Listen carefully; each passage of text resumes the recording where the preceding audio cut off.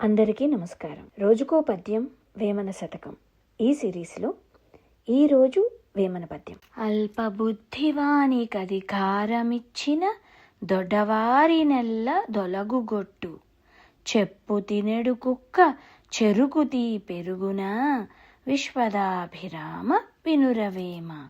దీని అర్థం ఏంటంటే, అల్పబుద్ధి అంటే చెడు బుద్ధి ఉన్నవాడికి అధికారం ఇస్తే అతను మేలు చెయ్యడు సరికదా, తన దగ్గర ఉన్న మంచి నిజాయితీ గలవారిని తనకు అడ్డుగా ఉంటారని తలచి వాళ్ళని తొలగించేస్తాడు. రోజు చెప్పును తినే కుక్కకి చెరుకిచ్చినా అందులోని తీపి దానికి అర్థం కాదు.